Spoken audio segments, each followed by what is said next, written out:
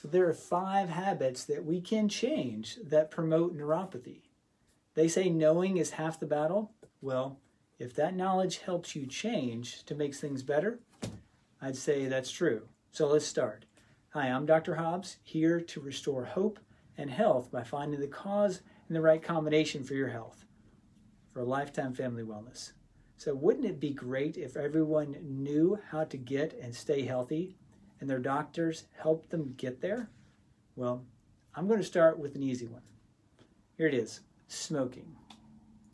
Well, there are more common ones in a moment, but smoking, poor smoking, it gets blamed for everything. So why is that? Well, it restricts blood flow and it increases free radical production. Those are the enemies of healthy nerves.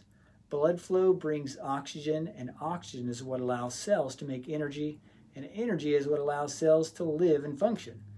So free radicals are chemicals that are highly reactive. They will forcefully grab chemicals from the tissues like nerves or blood vessel walls and rip them off, damaging and inflaming the original tissue, leaving it dysfunctional and vulnerable for further damage and deterioration. If that tissue is a nerve, it will be contributing to neuropathy, damage, and pain. Now, it's not just smoking that generates these free radicals. Actually, your own body makes them in every cell, all the time.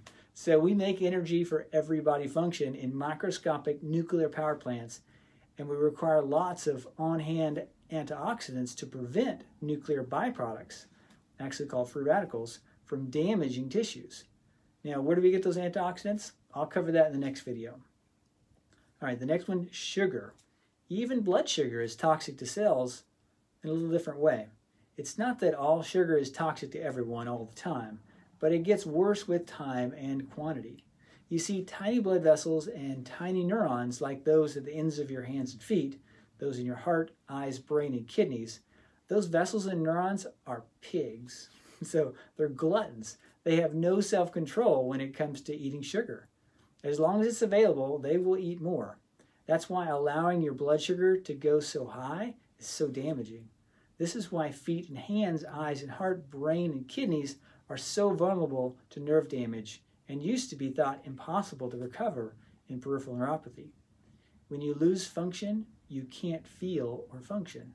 That's when you lose blood flow, you can't repair. And what you eat and drink is important in another way. So antioxidants and other healing and protective nutrients come from foods you eat.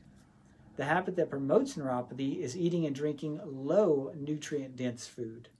We call these refined or processed foods.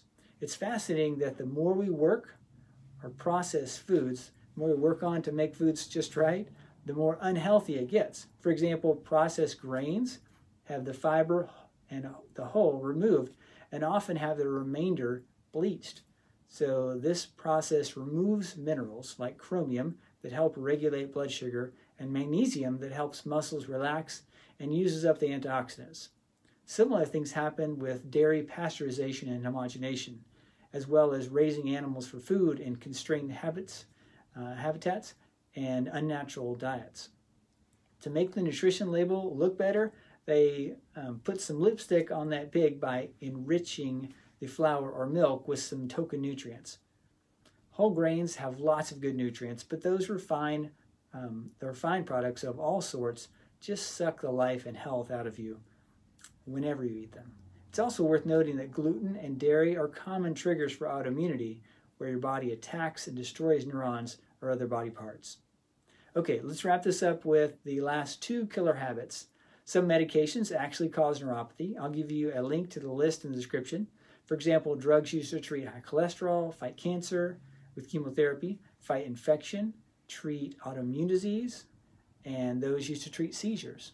It's not that all of those types, and not even every one at every time, but it happens a lot. The last killer habit is being sedentary.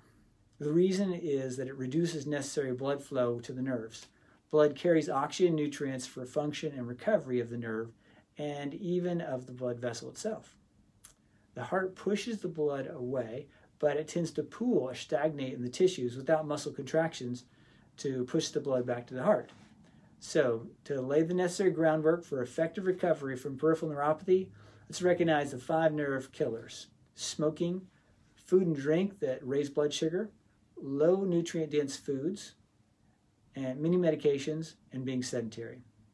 I think many of you already know what to do with that information, but I'll apply it and cover the 5 habits that heal in the next video. If you'd like more information on neuropathy, send it straight to your device. Text the keyword neuropathy to our phone number. If you have neuropathy and want solutions, not just talk, give us a call. We have a whole department focused on recovery from this condition. We'd love to help you if we can. So give us a call to make an appointment if you'd like us to help you. Thank you, have a great day, and may God bless you.